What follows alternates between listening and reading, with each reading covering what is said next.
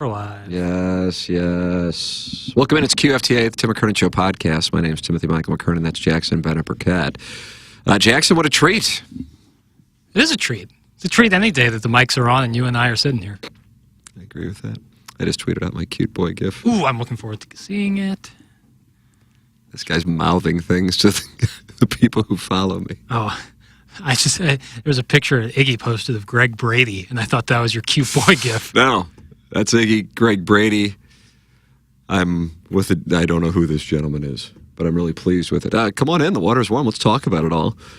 Great news today here on QFTA, where you can participate in the program by just emailing me a question, comment, and an erotic story. And guess what happened?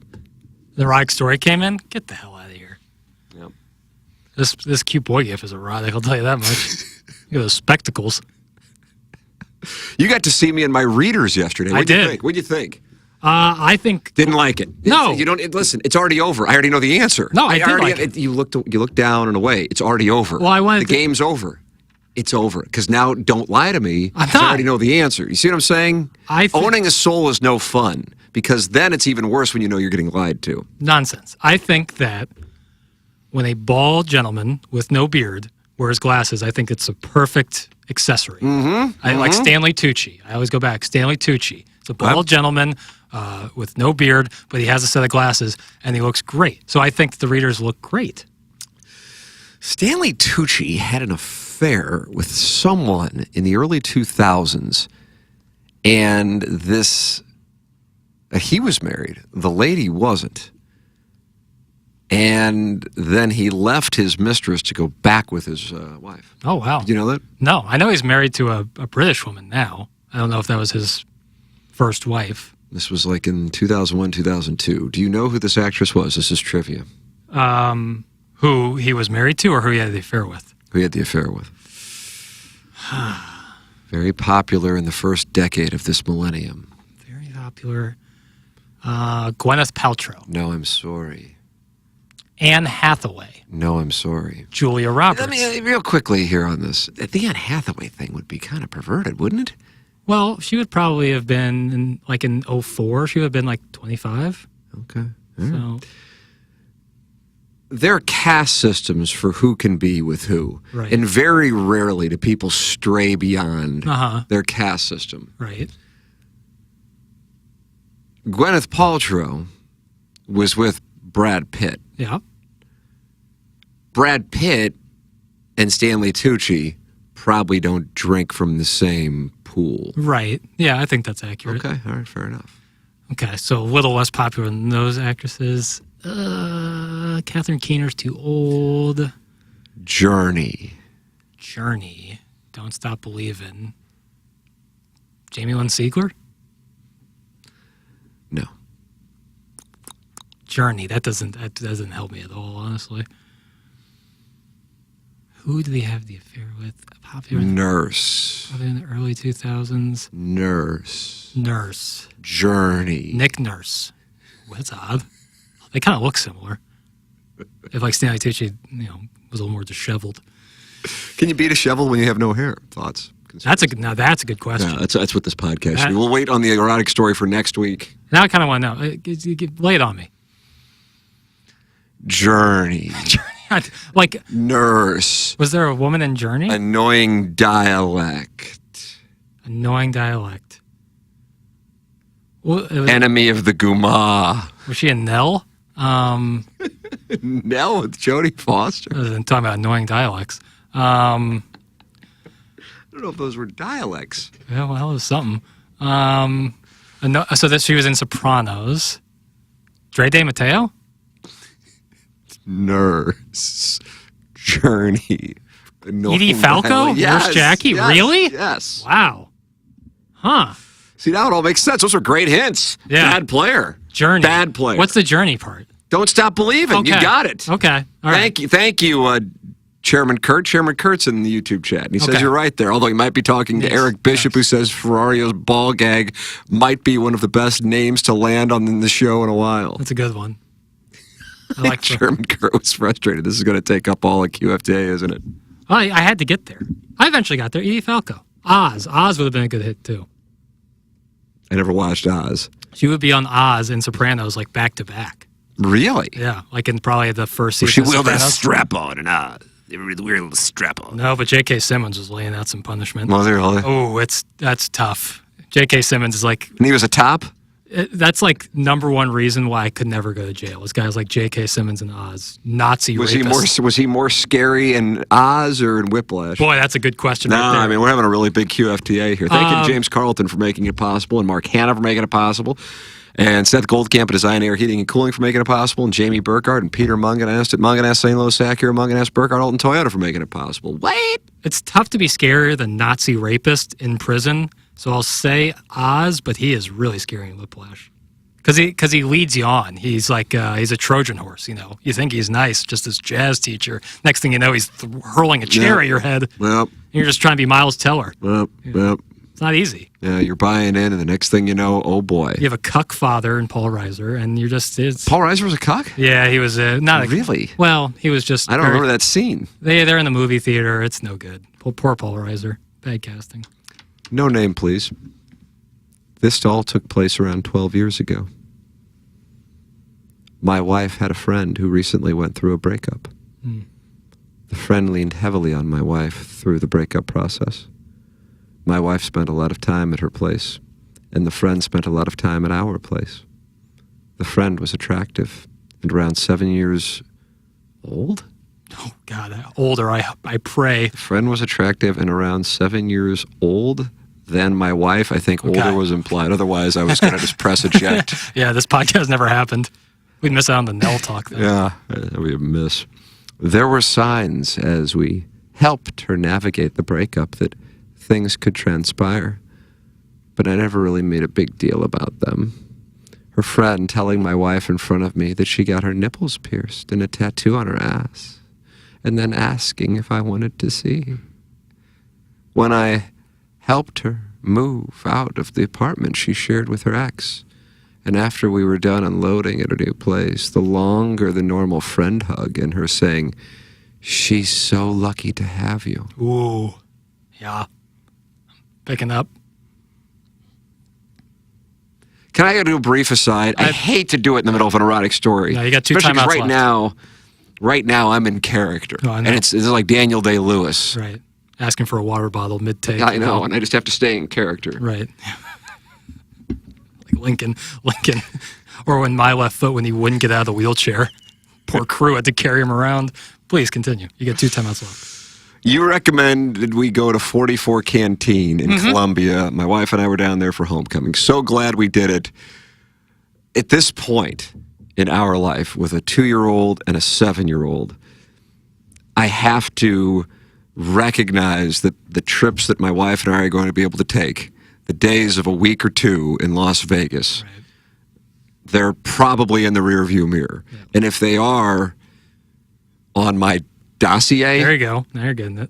in the next 10, 15 years, they're probably going to be a lot different than what they were when I look back in my rearview mirror. Right. Whose mouth has my cock now? You know? What a question. That is the title. So in 15 years, if that's the case, I don't know. Something's probably gone off. Right. Would agree. So the 2-night trip, wonderful. Enjoyed the hell out of it, although I think it took close to 4 hours to get to Columbia, for real. On Friday? Yeah, I'm trying to think when we left our house in Kirkwood, Missouri, I think around 2:40, and I was not on I-70 until 4:10. Damn. Yes. Damn. Yeah, I've driven up Friday afternoon before homecoming, and it's brutal. Well, there was a wreck on There always Route is. T Yeah. by Forestdale. Yeah, Is that how you pronounce all there's this? always a crash, and there's already so many people. It's brutal. Been there. So and my wife's sleeping next to me. I'm listening to podcast, college football podcasts, and we're not moving. And I'm like, if they didn't have like a median here, I would turn around and just go home. Our sons are with my in-laws. I can have the house to myself. I'll eat delicious pizza go-go maybe. I don't know. Yeah. And I'll get a good night's sleep in my own bed. Yes, I will have lit the money on fire for the 2 nights of a hotel and homecoming, which is obviously not inexpensive. Sure. but fuck this noise because I don't know how long it's going to take me to get there. And I just want to be able to relax. And I was thinking we'd be in Columbia by 4, and I'm not even on fucking 70. Glad Tommy Shelby could show up today. So anyway, we eventually get there. I'm pissy as hell. Right. But, you know, we're able to go to 44 Canteen. So now I'm enjoying some Busch Lights is what I'm drinking because I'm South City. Mm-hmm. My wife's drinking. I think she's drinking wine. And I don't know where the hell I was. Oh, I was parking the car. Mm-hmm. So she's sitting at the bar waiting for me while I'm parking the car. Right. Street parking. That's right. That's right. Actually, I walk a couple blocks. Beautiful night in Columbia. Ass Absolutely. everywhere. It's a whole thing. And I go back at 44 Canteen. Major recommendation, by the way. 9th Street, 10th Street, Nurse Street, right next to the Blue Note. Yeah, basically 9th and Walnut. Okay. And I sit down, and this will tie into the erotic story. Don't worry. I always have my reasons. And she says, well, this is what she led with, but she goes, the hostess was very nice. And I go, well, not really. I mean, to me, fine, but, you know, obviously not a listener. Right. And actually, I didn't get the red carpet, which is a little surprising. Yeah, seriously. Yeah. Come on. Like, why wouldn't a 22-year-old woman recognize me in real. Columbia? Yeah. And she goes, yeah, she just said, oh, my God, you're so pretty. And I go, hold on. What's going on? And you start to whisper. Absolutely. And then, by the way, to my left at the bar, there was a couple, I think older than us, but I'm at a point in my life, and this will happen, I believe. I remember reading this in Joe Buck's book. He talked about this. You still think you're 30. Right. But the reality is I'm 2 years from 50. And I'm looking at this couple next to me. I'm like, look at these two old, miserable motherfuckers out on a date. Yeah. Probably married out on a date. And then I'm like, now I'm thinking about it, and they might have been around the same age. I'm pretty comfortable that they were older. Neither here nor there. I hear the guy talk, and he sounds like he might not necessarily be interested in his wife for other reasons. Okay. Oh, and then a gentleman sits down on the other side of his wife, who probably was a gentleman who was into gentlemen, and this woman's husband perked up like I would if Ellery sat down next to us. It was an unbelievable transformation. And the next thing you know, the conversation, and I'm thinking to myself, I wonder if this was like let's meet here and see what the word is. Like a situation. Right. Yeah. Well, now I'm trying to create my own situation. Right. Yeah. Because that's who I am. Yeah. You're taking notes. Yeah. So I said, so what's the word? And she goes, I don't know. She was just being nice. It's really not a big deal. You go, you shouldn't have told me then. Yeah, exactly right. Yeah. So then we get to our table, and it's like Iggy when Learn was in doing the podcast. She's just walking back and forth. Monitoring. And I noticed, I've noticed this, and I've told my wife this, and she doesn't know it.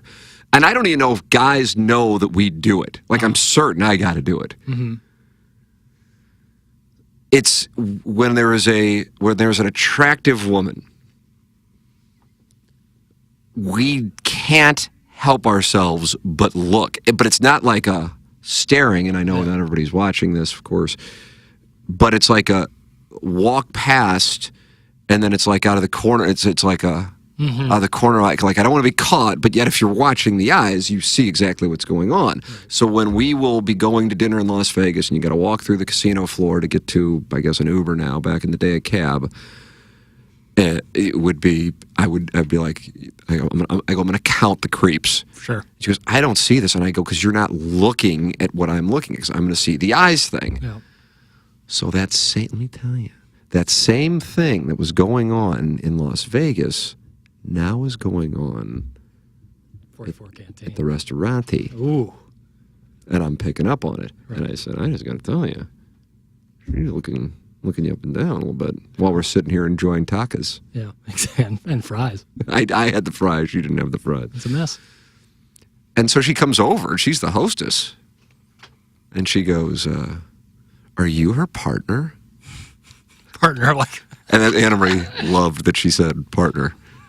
Is that a your generation word? I know this. I have never asked anybody that. Yeah. And I'm not saying it's wrong to ask it. I'm just saying there is a generational gap. There's some people where like they're not necessarily married, but they've been together forever, so it's just like partner. Goldie Hawn, Kurt Russell. Exactly. I know Donald Glover is in a situation where he's not married, but he has a partner. Are you her partner? And I said, yes. You can barely get the words out. And she goes, God, you are so lucky. And I'm just like, you better believe it. Yeah. And then off she goes into the mist. And I go, I'm going to tell you. Yeah. Does she know we have a hotel room? Yeah. And it's the Wingate. Not just any hotel room. Yeah. But it's the Wingate. So as you can imagine, I absolutely, I get too excited. It's not going to happen with me forcing it. Right. And so I blow it up, and it never happens. And I feel like, had I just left, which I should have done. Right. Just walked out. I should have just left. Food gets served to you and you leave because the waitress keeps He dined and dashed. No, I was hoping that he... Yeah. But I saw the whole thing play out. Mm.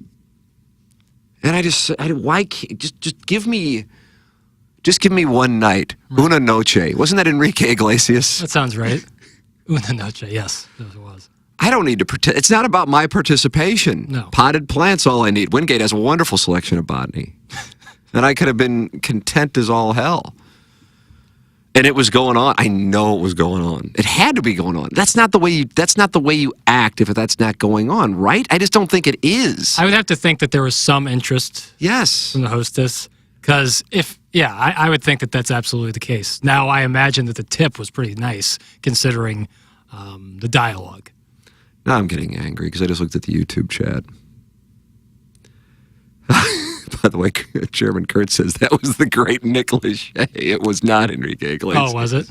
Nick Lachey? Was he in New Kids on the Block? No, fuck off. He was in 98 Degrees with his brother Drew and a boy named Stan. How many of these boy bands were going on concurrently? Seems like there's only room for so many. Yeah, well, 98 Degrees and Stan kind of crowded the field. A gaping stepdad wrote, I'm married to a bisexual woman, and I cannot begin to tell you how gratifying it is to have your wife point out the ass on the girl before you. This gaping stepdad got it all figured out? Yes. Yeah. Fucking unbelievable. Yeah. Well, you can't have it all, Tim. You had tacos. And fries. Delicious fries. Bush Lights. Yeah. You and your lovely wife enjoying a homecoming in Columbia. A wonderful comeback win against Wardam. Yeah. Just a little bit of lesbianism short from the perfect weekend. That was really close. Really close to the... If you got to see the Colonel, that would make it even, But I assume that... No, the Colonel was like in Kansas City the night before. Yeah.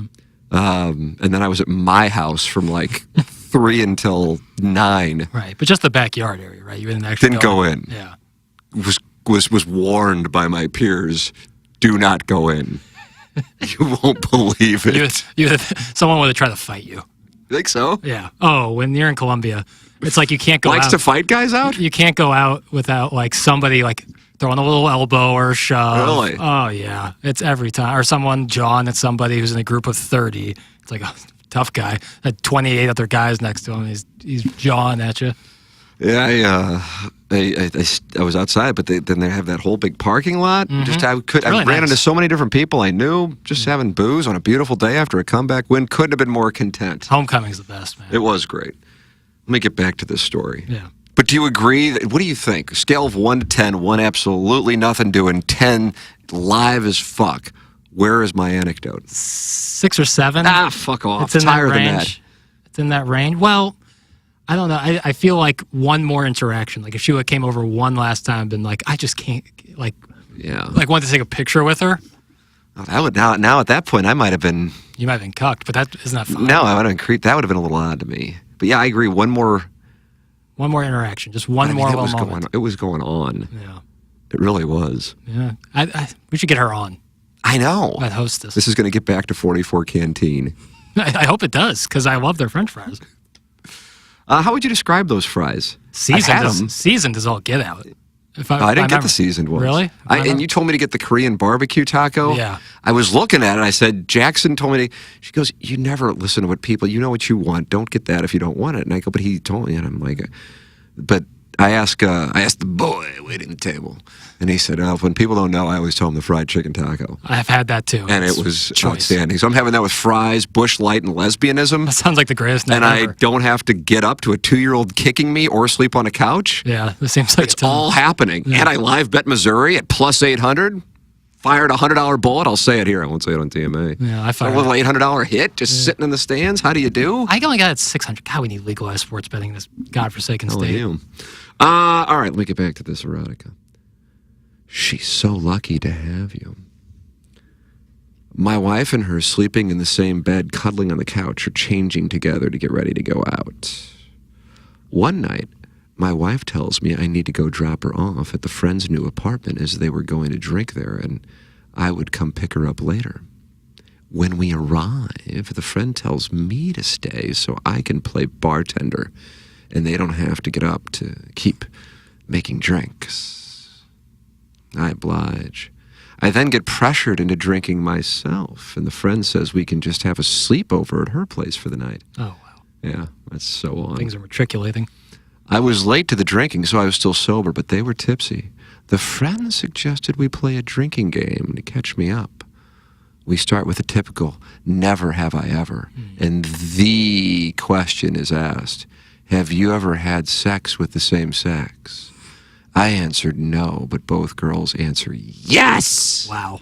Story time ensues. College experimentation. The friend talks about a less popular MFF she had in college and how she went from wanting to be with the guy to only wanting to do things with the girl during the session. Then she asks my wife and I the question, have you guys ever brought someone else into your relationship? At that point, we had not, but we had talked about it. And once the friend asks that question, I immediately know which direction to take the conversation. I suggest truth or dare. I look at my wife, she gave me a look back, and I knew I was in the clear. What you would expect ensues. Clothes come off, kissing, touching, relations begin. I have to be honest and say I lasted 90 seconds. It's all right. It's all right. It's all right. I had the over-under at 60. No, that's about right. I knew it was going to happen, and I knew while I was recharging, I could not get the tribbing legislation passed through Congress. They refused and were drunk and didn't know how to maneuver properly. I just love the word recharging there. Yeah, refractory. Yeah, big time. But I took what I could get. I can confirm the friend did indeed have pierced nipples. Wow. Jeez.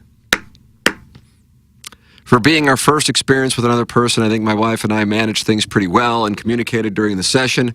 I enjoyed, she enjoyed, they enjoyed. It was fun for the whole family. We did indeed sleep over, and I made breakfast the next morning. Thought it was the least I could do. Yeah. We tried to make it happen again, but it never worked. The friend started dating her now husband, and soon after, and my wife and her are still best friends to this day.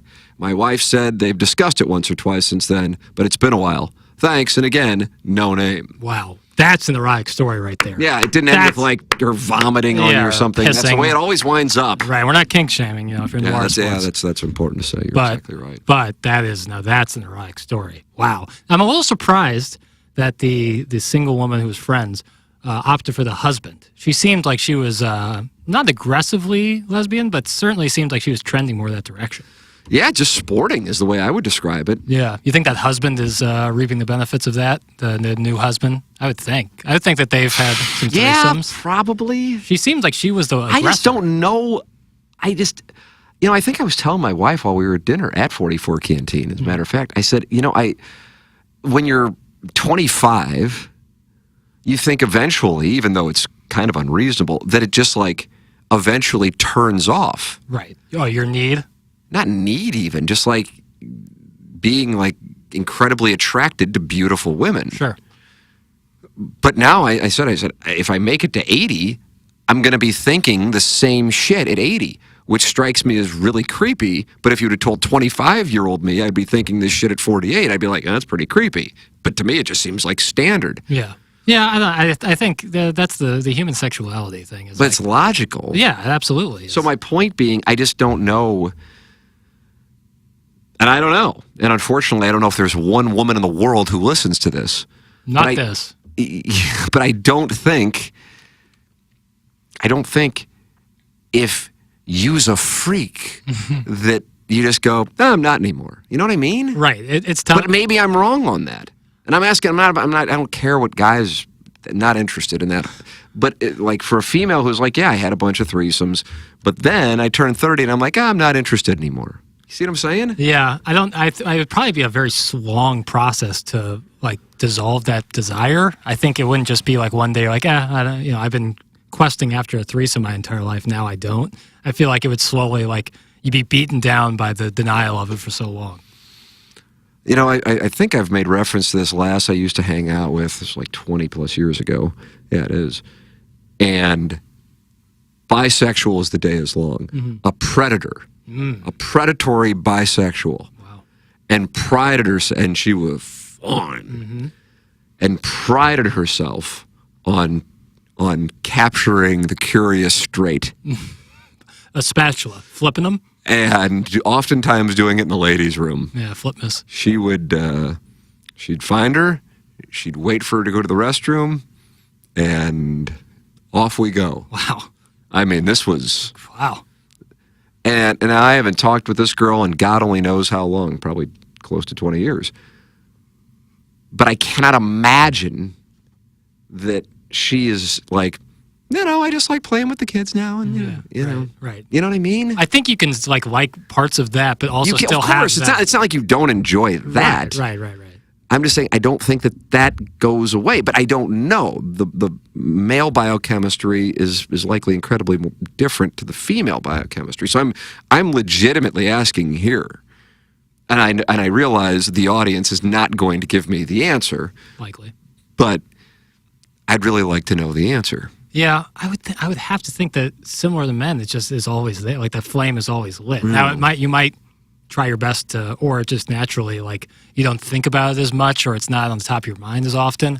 But I can't imagine it just goes away. Right. Like you just become like essentially mentally celibate over time.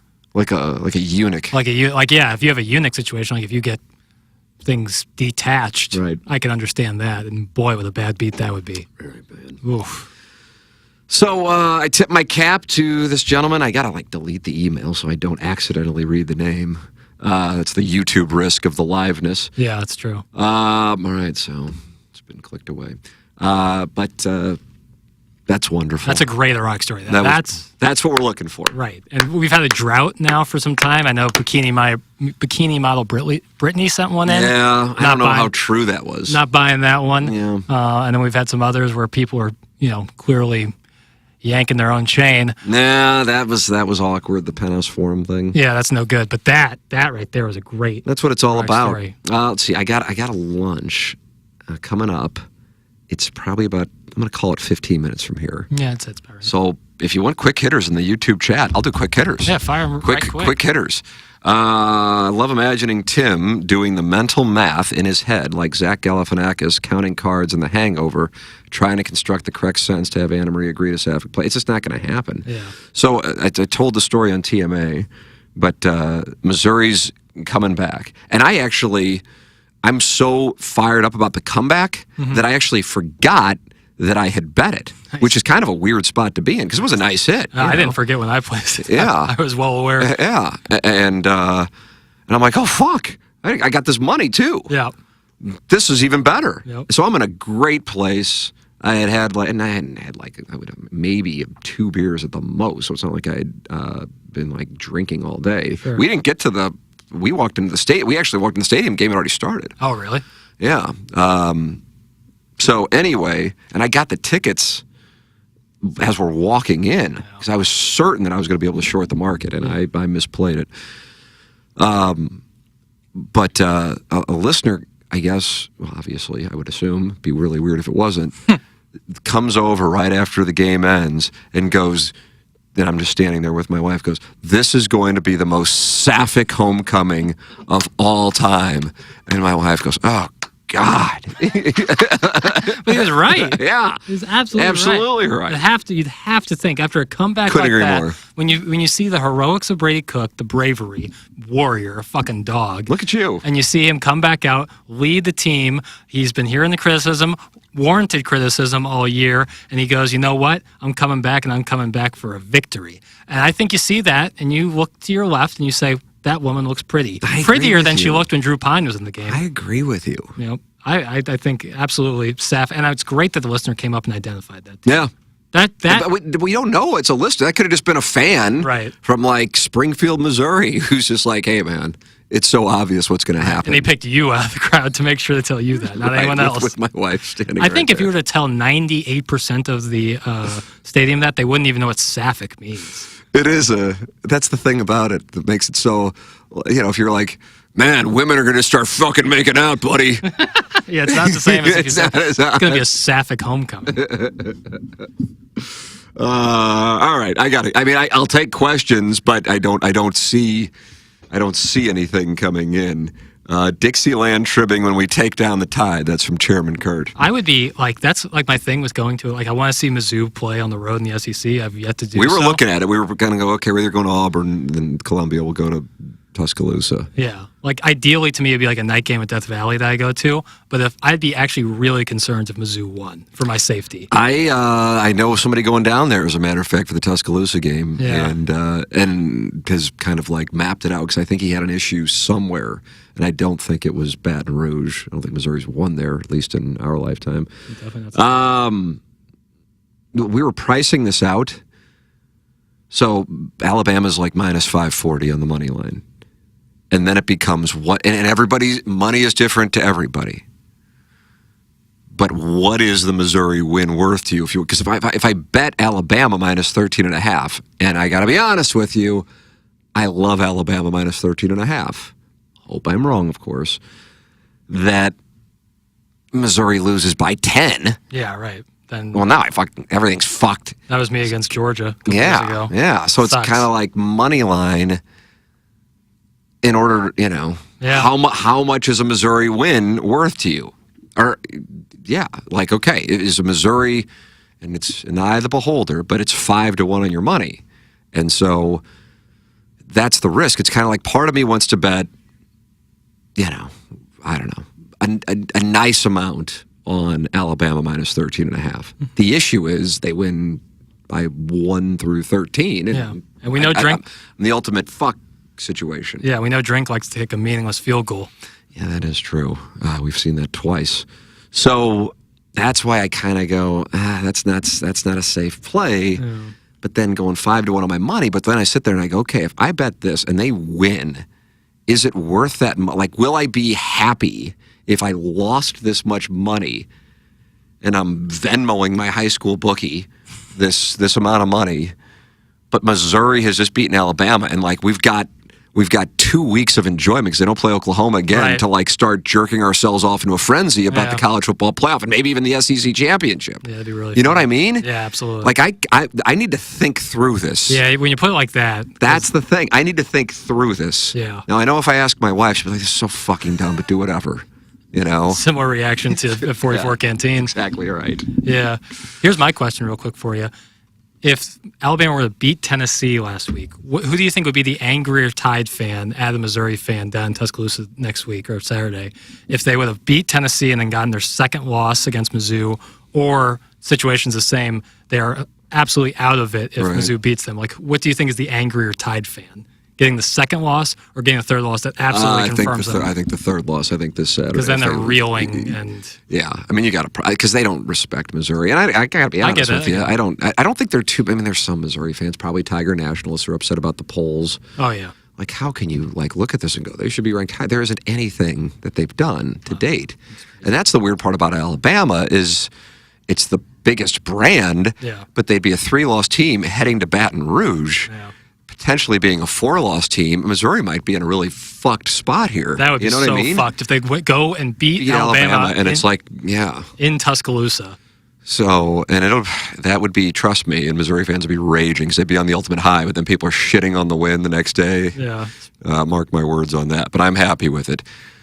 Yeah, I think I might do this money line thing. That's it. Yeah, definitely don't do the spread because I'm telling you, Yeah. Drink will, if they're even close, Drink will backdoor cover. I mean, I'm telling you, I'm thinking 45 to like 3, 6, 9. It's probably the right expectations to go into with. I mean, and it's about Brady Cook's health. That's what it is. If they're all healthy. Yeah, if Pine's in there thing. at all, Missouri Tigers were screwed. Yeah. All right, Jackson, I got to go. For Jackson Bennett Burkett, I'm Timothy Michael McKernan. This has been the Tim McKernan Show podcast.